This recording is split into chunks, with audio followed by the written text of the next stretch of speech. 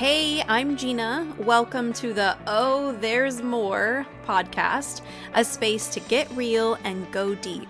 No more just checking the boxes and going through the motions. It's time to live out the beautiful life that God has written for you.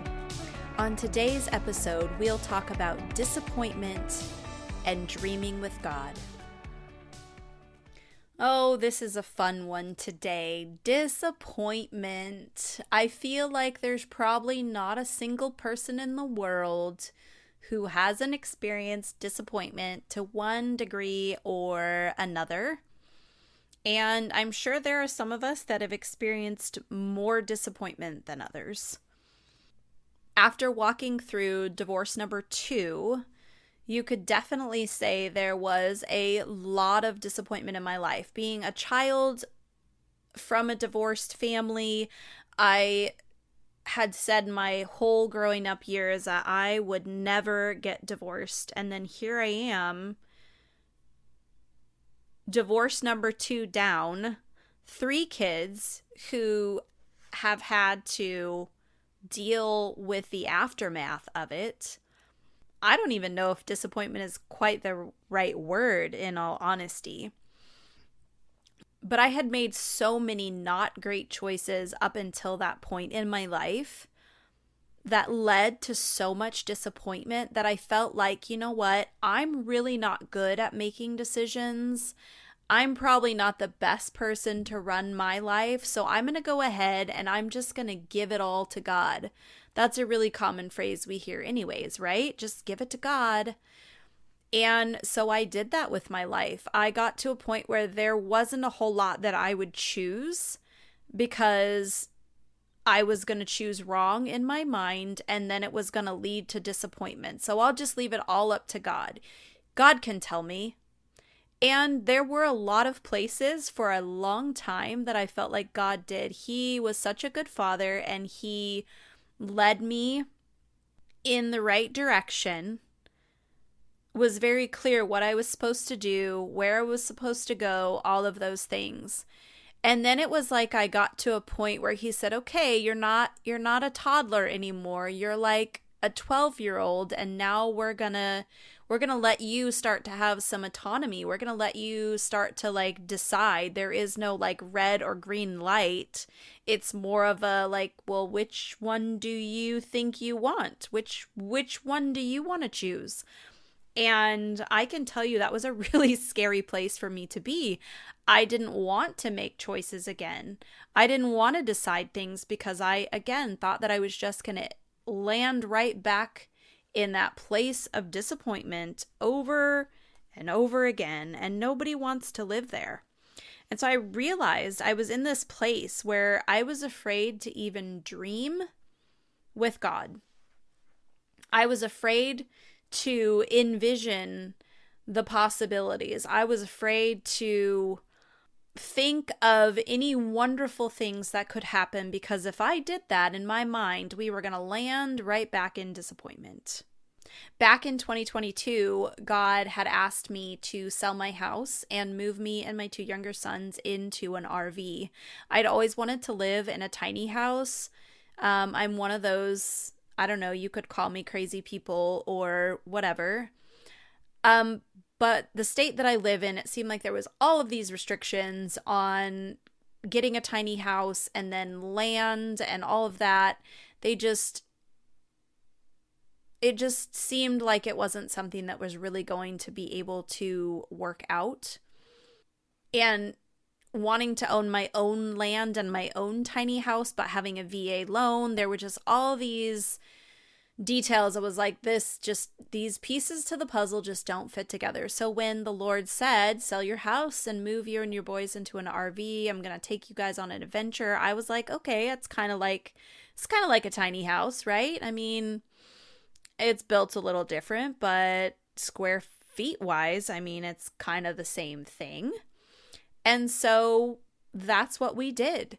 And about 6 to 8 weeks after we got the RV, I'm not going to go into all the details because there is a lot. It has been quite the adventure.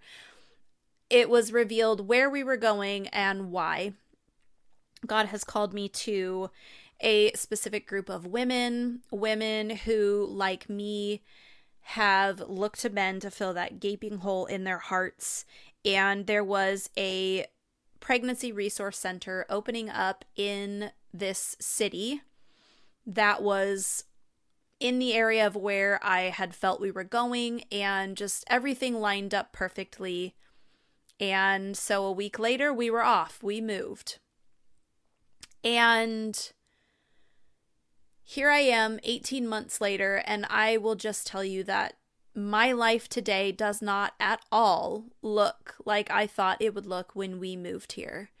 I am no longer a part of laying the foundations for that women's clinic. That assignment from the Lord for me finished a couple of months ago. The RV is no longer something that we're staying in. Like, I could go down a really long list of all the things that are not like I thought they would be. And in fact, if the Lord would have told me 2+ years ago that this is where we would be, I don't know as I would have obeyed him and sold my house. And so I landed in this place of so much disappointment that I was like, I dreamed so big with you, Lord, on this one, and look where it got me. It got me to this place of what felt like despair, in all honesty. It felt almost unsafe to dream. And so I was immobilized by this inability to think about my future and think about what was next with God. The disappointment had set in so deep in my life. I couldn't even set realistic goals. And just like we let our kids begin to have that autonomy, to let them make more choices, to let them kind of have more of a say in their lives as they get older and they learn more and they have more responsibility because they become more mature. That same thing happens in our relationship with the Lord. We begin to mature, and because we walk in that discernment of being able to hear God speak to us, in being able to let God lead us and direct us in our lives, because we're seeking him for what we're going to do. We're seeking him for his will. We're praying. We're asking him. He guides us and directs us, but also gives us that ability to dream with him, that ability to make those decisions and be empowered in that place of maturity that we have gotten to. And something that I heard someone say was, instead of always trying to avoid disappointment, what if we made friends with it? I know that might sound a little bit weird at first, but here's the thing. There's no way that we can avoid disappointment in our lives. It's going to happen. It just is inevitable.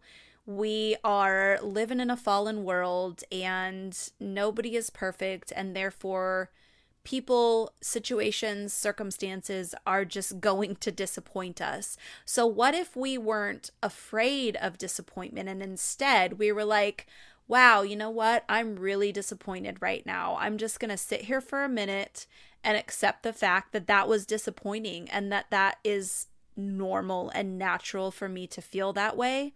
And that I don't have to live in this place of disappointment, but I can absolutely acknowledge that is what is going on here.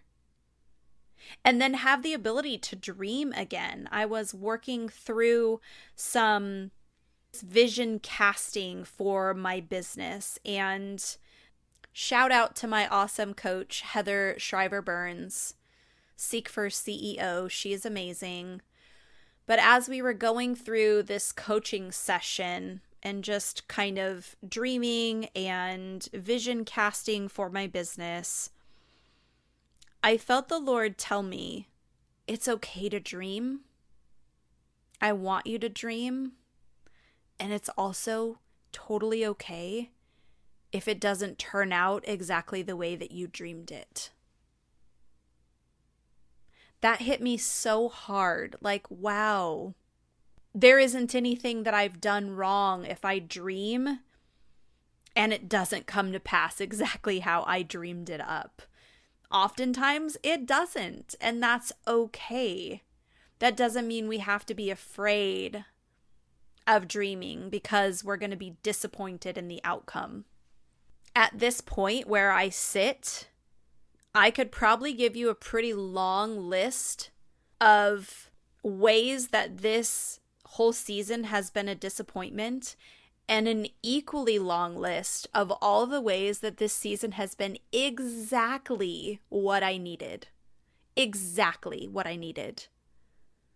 Not one bit of it is what I would have asked for, in all honesty, not one bit of it, but it has been every single thing that I needed, and I know that's because God is preparing me for the next thing.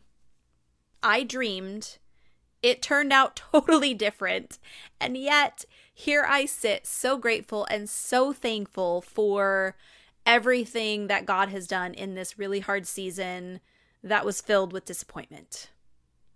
So what if we can make friends with disappointment? What if we can sit on the steps with disappointment next to us and say, yep, that's some disappointment right there. And then keep moving. Acknowledge it.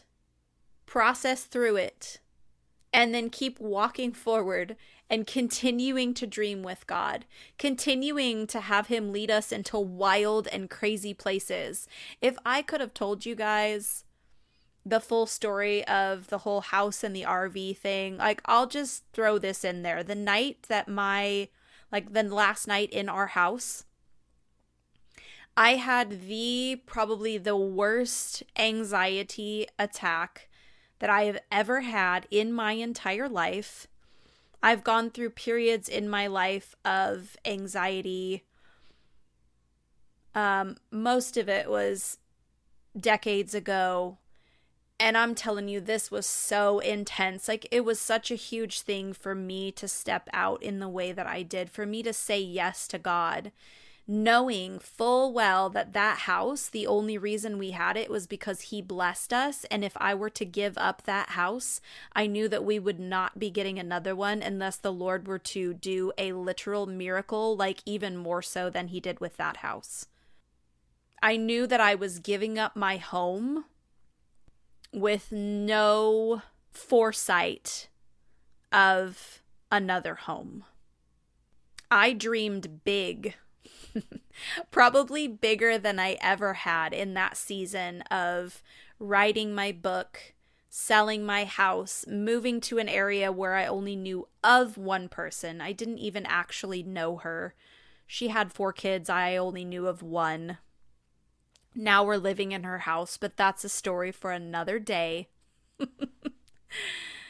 The level of dreaming. I wouldn't be where I'm at today if I hadn't dreamed and walked through that incredible disappointment.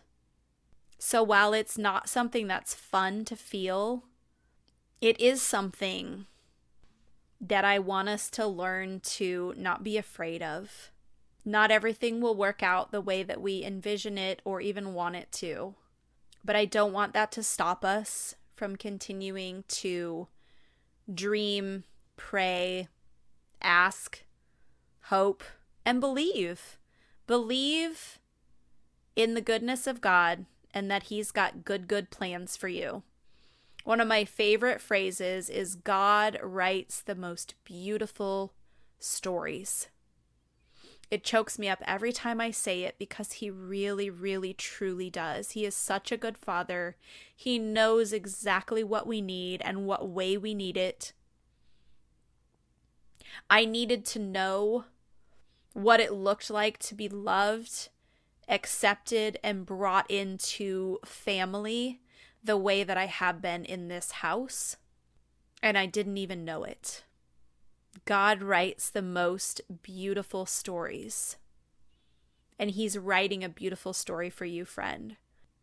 So don't let disappointment stop you, and don't stop dreaming.